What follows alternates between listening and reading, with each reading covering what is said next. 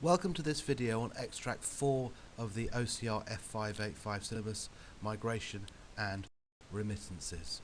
The data will show us that there are some very significant recipients of remittances in the second part of this video, and the flows are sort of depicted in this picture here. There are some major corridors in the data of remittances, that is, money being sent home by migrants working abroad. The extract also gives us a sense that we should be studying the international financial flows, and it shows that here a really good understanding of the current account and financial account of the balance of payments accounts is necessary. So here they are on the screen, and we're going to have to make understanding the balance of payments our friend if we're going to do well in this 2016 exam. The stimulus says, as globalization has increased, there's been a surge in international financial flows to both developed and developing countries. And although you'll see most of that crop up in the financial account part of the balance of payments, actually what you can see is that remittances, that's money being sent home by migrants, is included in secondary income, used to be called current transfers, on the current account of the balance payments. And for the record, overseas development assistance, which is defined as foreign aid and foreign grants and loans to developing countries, also appears here in secondary income on the current account. So if we go on to think about the other sorts of financial flows that are important and mentioned in that first sentence of the extract, there's FDI here, which is the buying of capital abroad with the intention to invest for the long term in a developing country and own their companies and capital. So, for example, when Glencore expands its operations in Zambia, that will be FDI into Zambia and will be a plus on the financial account of Zambia. And there are also hot money flows, and implicit throughout this 2016 extract is the idea that hot money can move very fast in and out of countries, causing unstable exchange rates and problems there. The extract goes on to talk about remittances in more detail. Remember, here they are. And we will talk a bit in a minute about migration, because of course implicit in remittances is that there are lots of people from developing countries who have gone to make their fortune abroad and are sending the money back. The key thing to understand looking at the data here is that this FDI, these remittances are large, they are growing, they are stable, and some countries are very dependent on them. So, going through very carefully, looking at that data on migrations and remittances, it is reliable. They can constitute a reliable source of foreign exchange and cushion household income during bad times. They are large. If you stripped out the effect of China, it would be bigger than FDI. And it's 3 times as important as overseas development aid.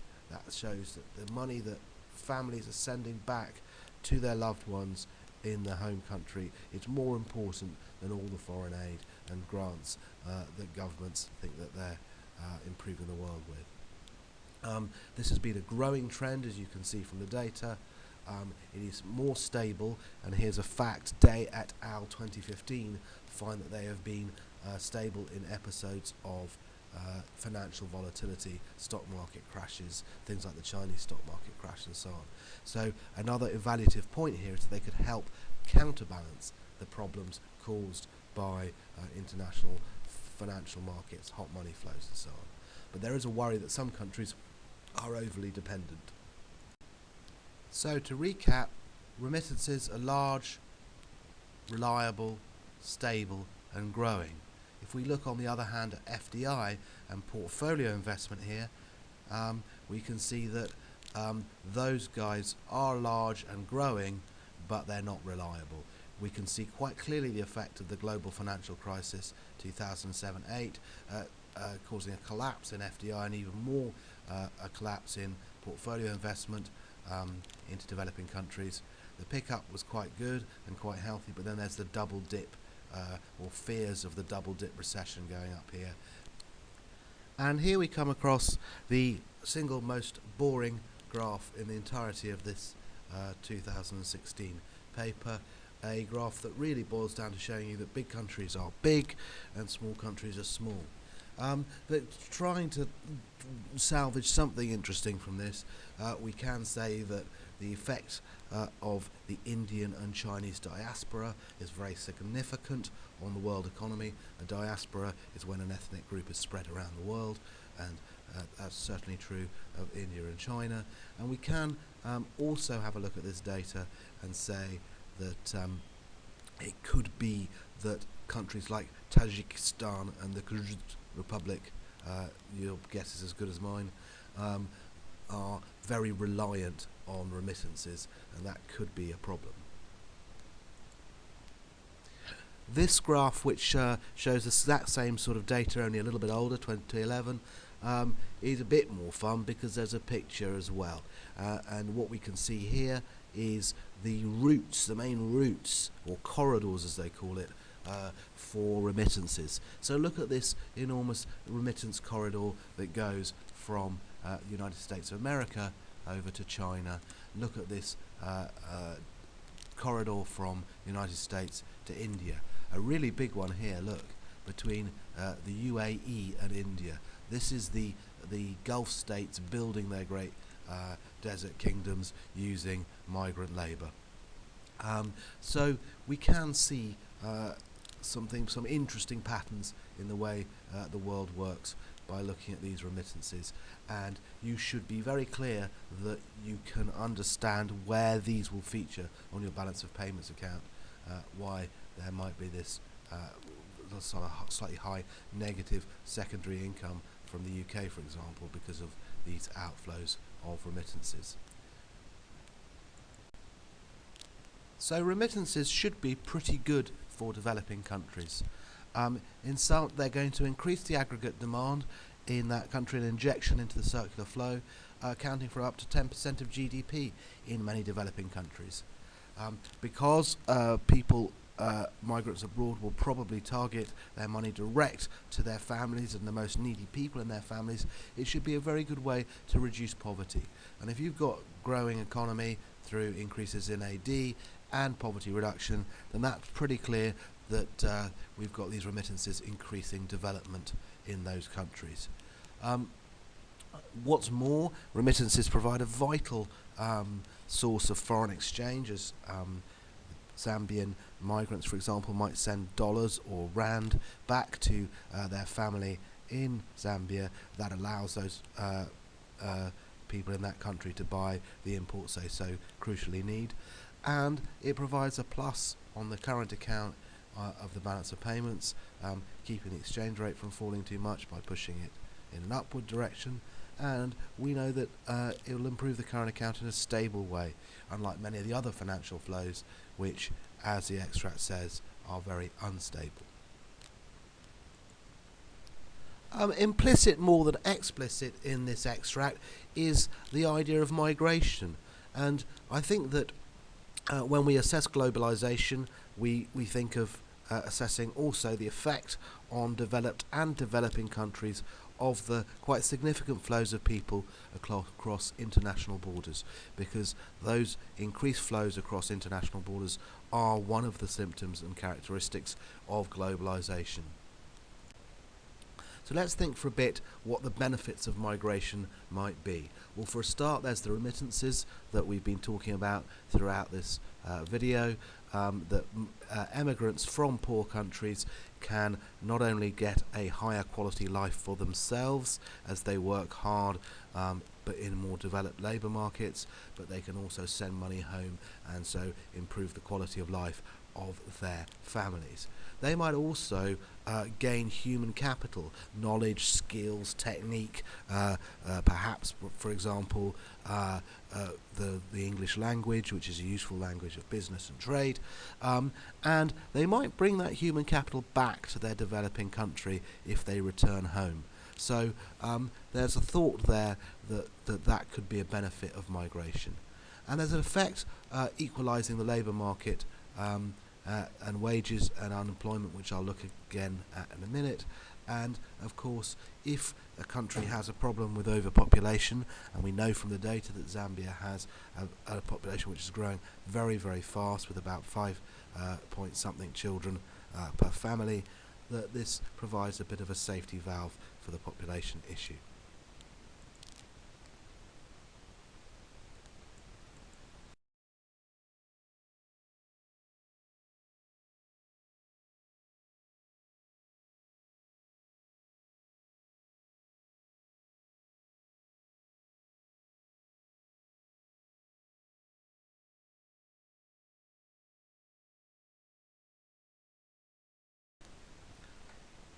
There's lower unemployment as a result of migration, because what people will tend to do is they will tend to move from areas where there are high unemployment, or countries with high unemployment, to countries with lower unemployment.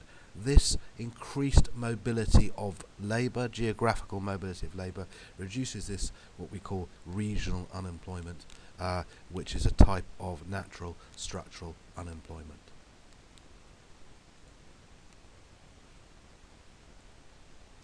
The other effect on the labour market of emigration and immigration is on wages.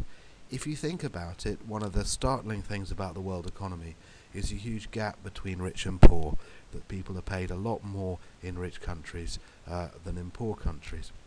Now, the natural market force that would sort this out would be migration, people moving from the poorer countries to the richer countries.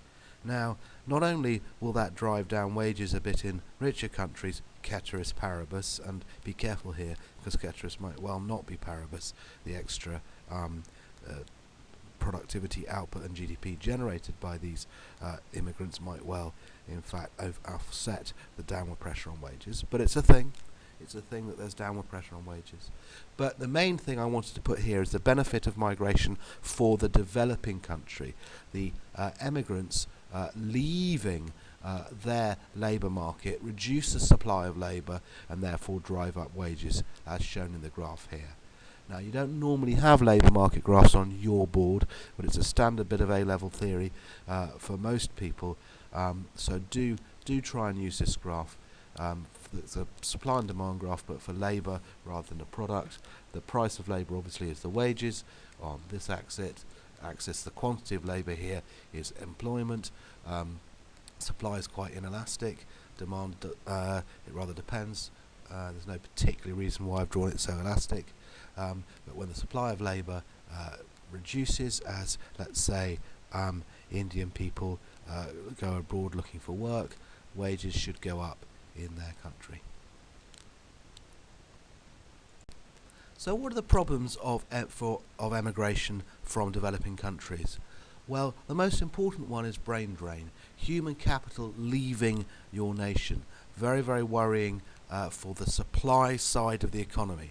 AS will shift to the left if you think about it, if you lose a factor of production like labour, and it's worse than just the numbers of people leaving. It's often the most enterprising, able and qualified people that leave to get jobs abroad. The graphic here, for example, shows Kenyan doctors going off to work in the UK.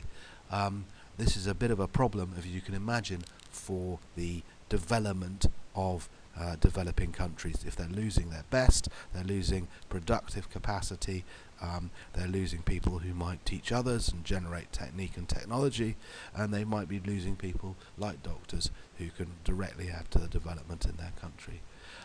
This could result in skill shortages in a country, a loss of particular and vital skills to fill important jobs. People leaving will take with them their spending power, which will reduce aggregate demand, and there may well be less investment, both in the sense of these people leaving, so taking with them their savings that they might have somehow got into investment, or their entrepreneurship, which they might have used to found firms and boost the stock of capital, but also for foreign direct investment. They might see a country that's losing its brightest and best and find it a less attractive place to locate. The effect of migration on developed countries, of course, is for there to be a increasing number of people coming in, and this causes all sorts of issues. In many ways it's extremely good to fill skill shortages and in order to get people doing the jobs that perhaps local people don't want to do so much. On the other hand, it can cause all sorts of nasty extremists to be popular, and the sort of political instability caused by migration is one of the biggest, most salient political issues of the day.